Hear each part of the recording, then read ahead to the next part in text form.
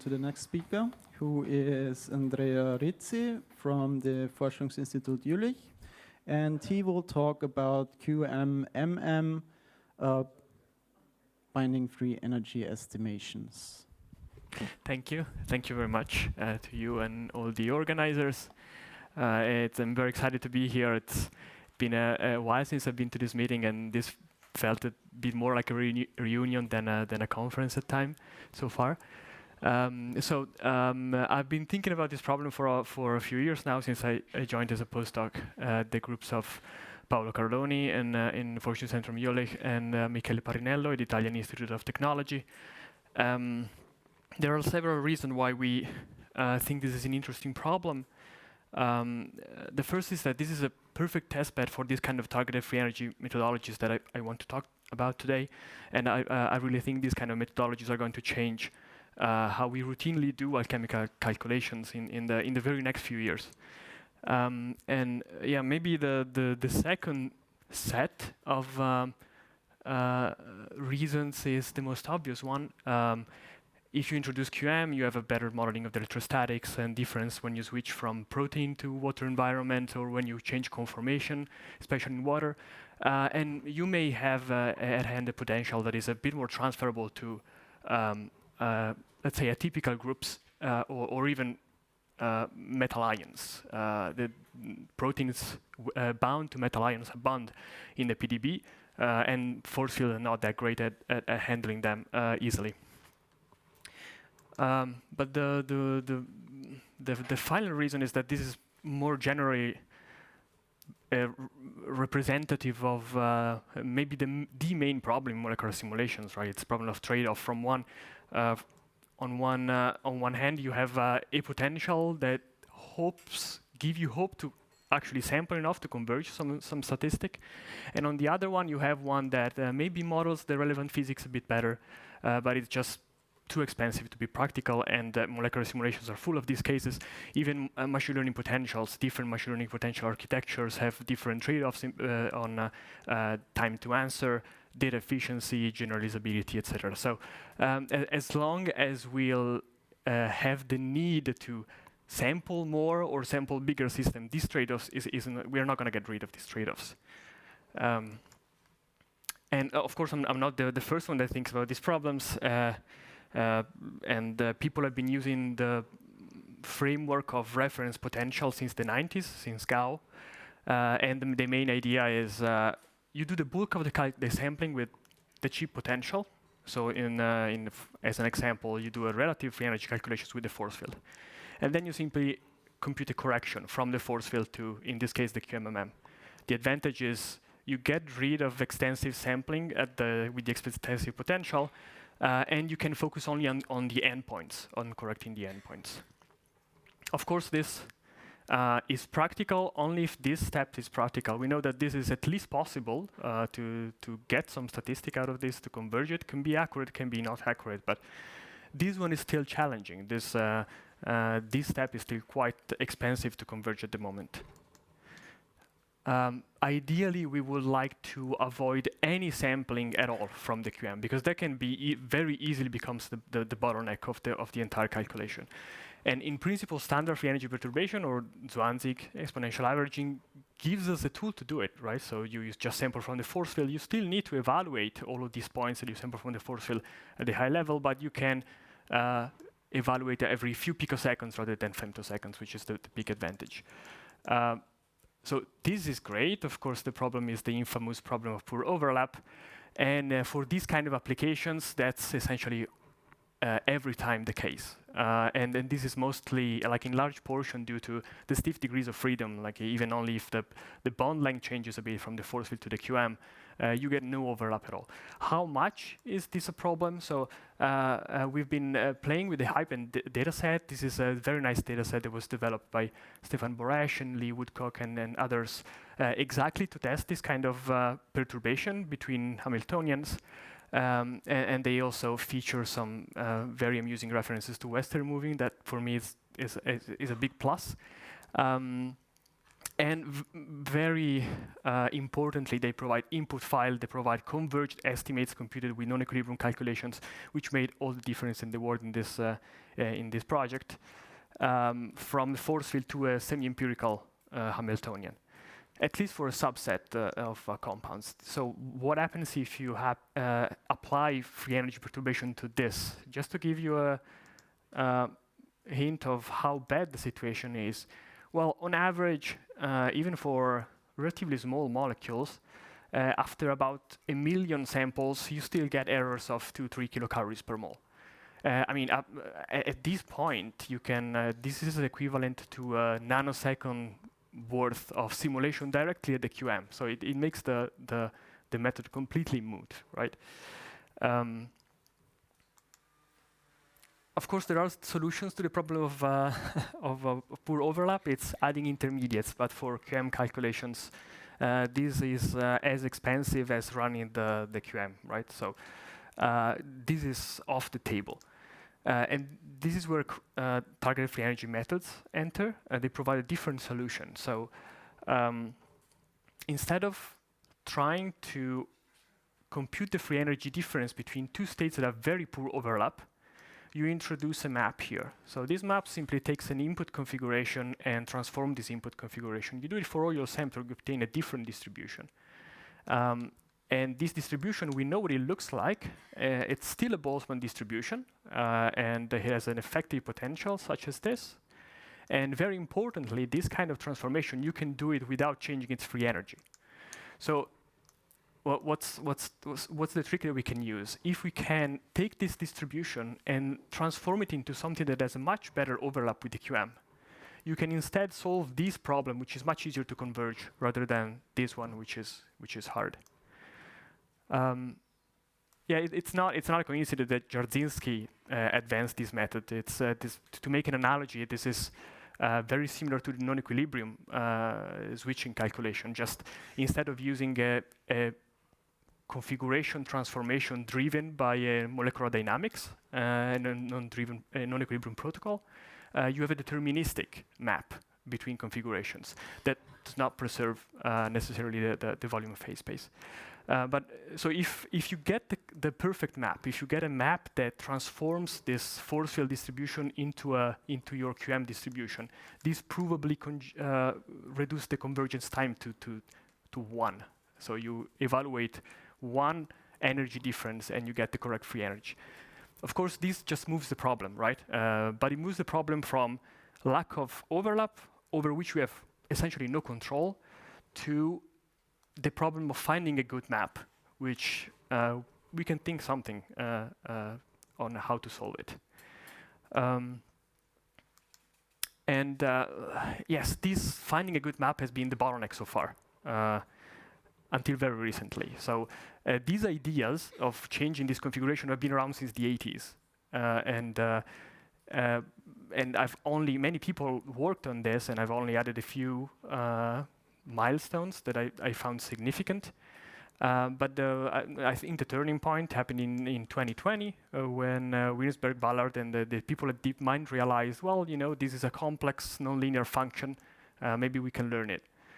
And this is exactly what they showed. And there is an entire field of machine learning that just focuses on this problem. So generative models typically take 1 point out of a very simple distribution, which is usually Gaussian, and maps them to a point of a very complex distribution, like a distribution over images or distribution over conformational spaces in molecules. And in this case, the problem is much simpler. So we are not trying to transform a Gaussian into molecules. We are trying to transform one Boltzmann distribution into a very similar Boltzmann distribution, just force field to QM.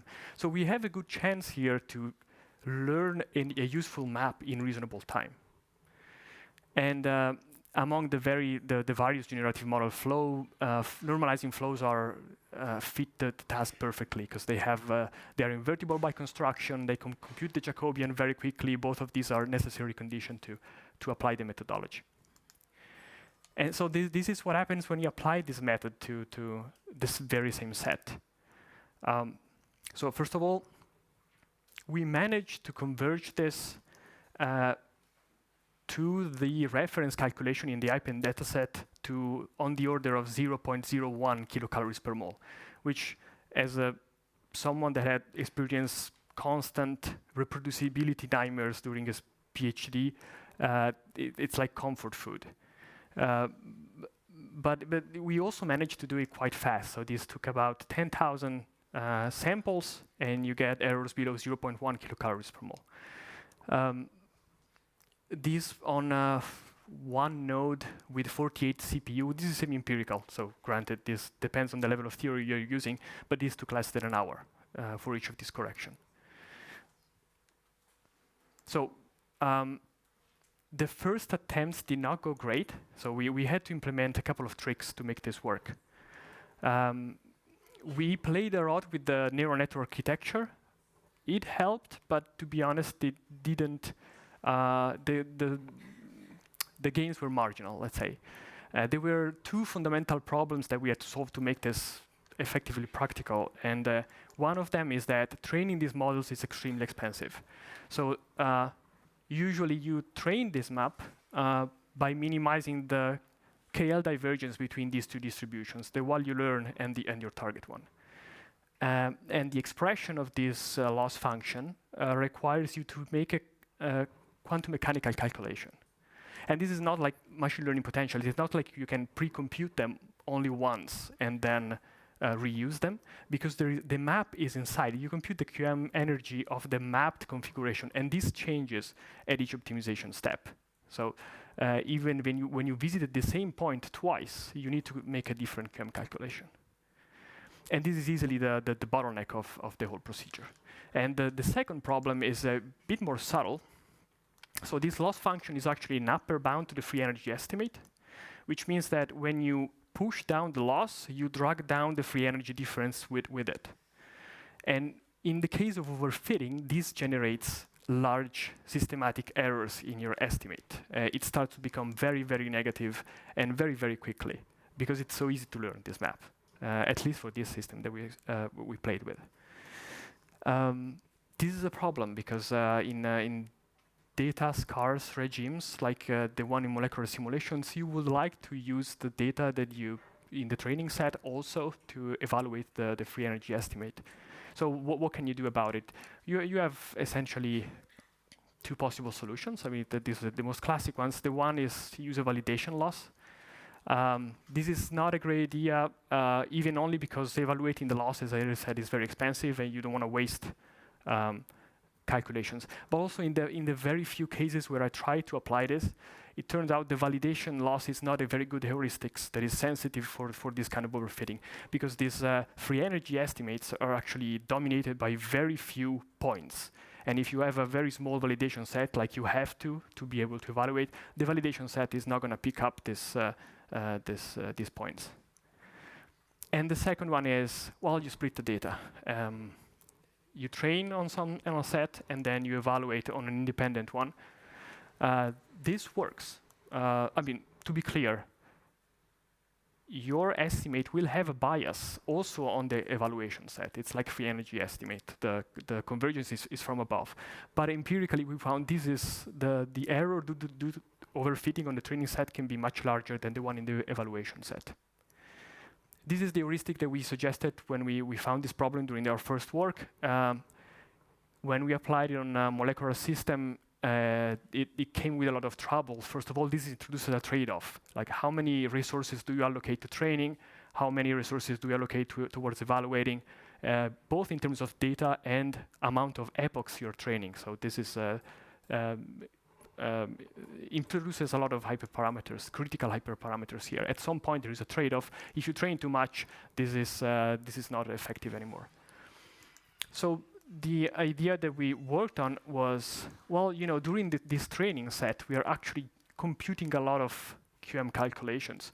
Is there any way we can recycle these calculations also to generate, to evaluate the free energy differences? And we essentially come up with this modified estimator, this extension that includes multiple maps. This worked out Very well. So essentially now the workflow looks like this. At each batch, I run a QM calculations that updates the map and also enters the estimator. And at the end of the training, you also get an estimator with it. This by itself does not remove the problem of overfitting. What we did on top of this is to just take a single pass at the data. We don't do multiple epochs, we just do one epoch. So this is also very favorably applicable to this situation because generating data is much cheaper than evaluating the loss because you're generating data with the force field and evaluating it with a QM. But in general, and here I want to summarize a bit the algorithm and draw some conclusions here. Now the algorithm has a quite different philosophy with respect to typical machine learning scenarios. In a typical machine learning scenario, you train a model on some data and you train it to be generalizable and you apply it to something else. Here, the machine learning model is just used as a tool to improve the analysis. You train an ad hoc model for each perturbation, but because the training essentially doesn't cost you anything, so the cost of training, the overhead due to the training is completely negligible with respect to the QM. It doesn't cost you anything. Then it doesn't matter if you're training an ad hoc model. So in the end, and since this is taking a pass, only a single pass at the data, this essentially has the same wall clock time cost of a standard free energy perturbation. This costs you as much, but it converges much faster. So unless the perturbation is very, very small, I don't see any reason to use Zwanzig average instead of this. There is a cost in complexity, of course, and in the code, that's a one-off payment you have to do. And hopefully you'll find something online on GitHub that I've implemented that solves some problems yours. And so right now we are scaling this to protein system in bulk. It's still quite challenging. We might have something that has all the signs of being converged, but we still have to verify. The difficulty here is that there are not many other nice data sets like HyPen for full protein ligand QMM binding free energy. So if you do have one, I would love to talk to you. And then as the last thing I wanted to say, so I presented this as an application for QMM binding, but I think this is a lot of potential also from force field to force field in standard alchemical calculations. So first of all, I've used unidirectional estimators, but this has been extended to bar and M-bar. And the multi-map trick is also extensible to those scenarios, which makes the cost of training very, very small. And I think this will be critical in lowering the number of intermediate states in these calculations and maybe even removing them completely in the next few years. So I'm quite excited about this methodology. And so let me just thank, being in two big labs, I get to talk to and get inspired by a lot of nice people. So let me thank all of them and Helmholtz for the funding and JCS for the computing time. Thank you.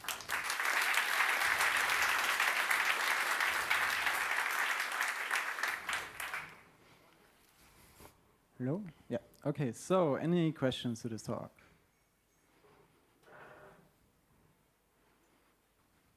The far back.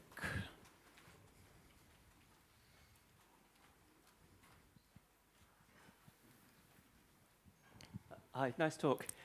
For the full QMMM calculations, do you envisage using mechanical embedding or electrostatic embedding, or does it not really matter? So we are trying to get to electrostatic embedding. I don't think, so the electrostatic embedding will be more difficult than mechanical embedding for sure, but I don't think it will make such a big difference, to be honest, at least from the first experiment that I'm doing. But this is exactly why we are going for QMMM. So there are papers now that use machine learning potentials that do mechanical embedding, for example. I think it will be interesting to see what happens when you actually couple the electrostatic environment and try to converge a full binding free energy calculations to it. Okay, I think we have time for one more question.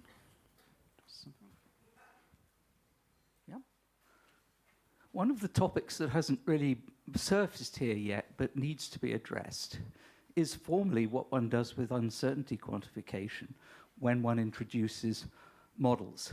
And the first question one asks on a model before you start doing uncertainty quantification, apart from the presence of aleatoric components, which is random seeds, etc., is how many parameters does your model have?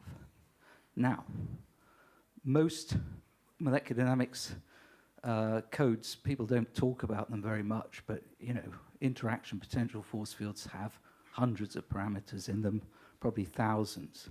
They're at the outer reaches of what any uncertainty quantification methodology can handle today. But usually, if you start doing machine learning, you don't have thousands of parameters, you have gazillions of them. So I'm going to ask you, but just to remind everyone, for example, AlphaFold has 10 to the 8 parameters in it, and a large language model has 1 trillion parameters. They're in a completely different league. We don't know how to control the uncertainty. So I'm interested if you can tell us about the number of parameters that you've introduced and how you control the uncertainty in the predictions. Yeah, absolutely. So for the number of parameters, these normalizing flows that I'm using are relatively shallow. They still have a lot of parameters with respect to force fields, but they are like in the order of hundreds of thousands. Hundreds of thousands? Yes. Like 2 or 3 orders of magnitude higher than an MD code? Absolutely. And this is why it's so important to avoid overfitting. So this thing overfit very fast. It's easy to fit anything with that number of parameters. Absolutely. Yeah. Absolutely. And this is why we were forced to do this one epoch policy. The network sees each data point only once. So it is impossible for it to overfit to the single data point. And here it's particularly prone to this effect. And for the second question about controlling aleatorics. So of course there are 2 different kind of errors. The one about sampling, this is an orthogonal problem to this. And then there is the problem of converging the estimate based on you have a distribution, certain number of samples. For this particular work, I followed what the protocol that was established in the IPEN protocol. So what they did was they had multiple repeats, randomized torsions, and run multiple calculations over it. Then I mix them all together and compute the estimate. And the uncertainty, I used Bayesian bootstrapping to compute. That was the best I could come up with. Okay, let's thank Andrea again.